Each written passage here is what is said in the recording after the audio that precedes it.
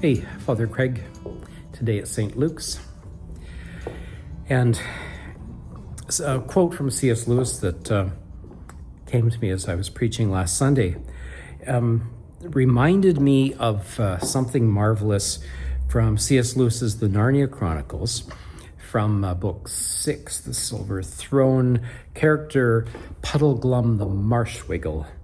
And there's, it's Narnia, it's a fairy realm, and they're in an underground realm down below with there's a prince in there, and there's the earthly children, and they're doing exploits and trying to save people. And this world below is enchanted by a witch, and the witch has convinced everyone in down below that there is no overworld. It's a myth, a fairy tale, that there is no Narnia, there are no talking animals, there is no sunshine, there is no Narnia. And while she's casting a spell over them, Puddleglum the Marshwiggle puts his bare foot into the fire to stamp it out. And then he says the bracing smell of burnt marshwiggle restored sanity to their minds. And then Puddleglum goes on to a bit of a diatribe and says, I suppose you're right. I suppose there is no overworld, there is no sunshine, there are no talking animals, there is no Narnia, there is no Aslan. But if I can imagine that world, if I can imagine Narnia, and it just beats your dreary, depressing little kingdom down here all to pieces, that I will choose to believe in Narnia and Aslan and Overland and sunshine despite that. And it's a fascinating argument, kind of an argument from imagination, argument from fantasy. And there's a Platonic element to it in here as well.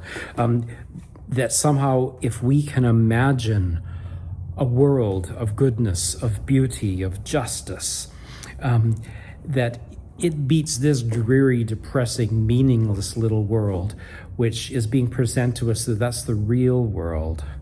And au contraire, that we can picture the much more real world, which was revealed to us in the Transfiguration last Sunday when Jesus goes up to the mountain and starts shining and eternity bursts through time into the mortal world. That it's a curious argument for the existence of God, that if you can imagine it, then it must be. And there's all kinds of logical problems with it. But it was part of my coming to faith. As I remember as a child, I was 10, reading A Wrinkle in Time by Madeleine L'Engle, and then reading the Narnia Chronicles, and then The Lord of the Rings. And that sense of wonder in fantasy was part of coming to faith and sort of going like, what if? And as I said last Sunday, what if we begin to doubt our doubts? As Lewis says, a young atheist cannot be too careful in his reading, because as he was reading, he was finding curiosity about the possibility of faith and the existence of God. And he says, it may be that the things that I love, that I am drawn for, that I desire deeply, that they're not real.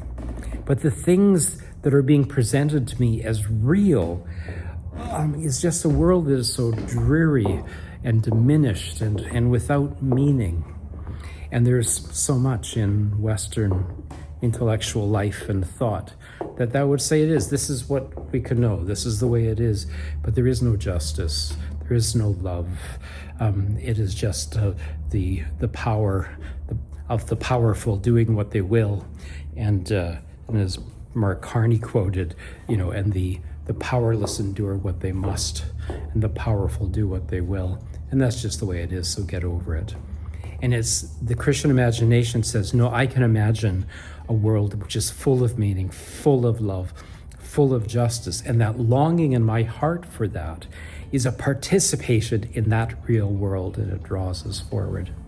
So it's a lovely, curious argument, which basically is an argument from imagination.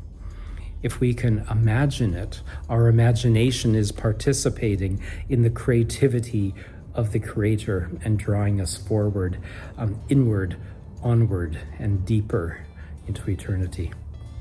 Hey, God bless. Hope to catch you at St. Luke's and St. John's Morgan Hill.